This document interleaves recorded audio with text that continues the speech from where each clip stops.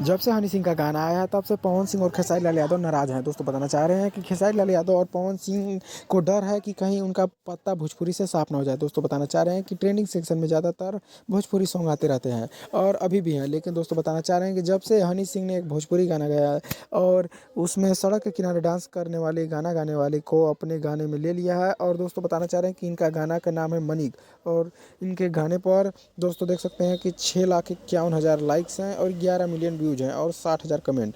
दोस्तों हनी सिंह का ये गाना आजकल बहुत ही तेज़ी से वायरल है। दोस्तों कल ही रिलीज हुआ है, 15 घंटे में इतना व्यूज ट्रेंडिंग सेक्शन में आना कोई छोटा बात नहीं है। और दोस्तों हनी सिंह इस गाने में उतना ज़्यादा खर्चा कराए हैं कंपनी से कि आप सोच नहीं सकते। दोस्तों करोड़ों रुपए का गाना है ये, लेकिन दोस्तों यहाँ पर बताना चाह रहे हैं कि इस गाने का क्वालिटी देखेंगे तो आपको लगेगा। और दोस्तों ये भी बताना चाह रहे हैं कि हनी सिंह जिस तरह से गाना लाए हैं वैसा पवन खेसारी कभी नहीं ला पाएंगे और उस तरह का इतना अच्छा गाना नहीं ले पाएंगे। दोस्तों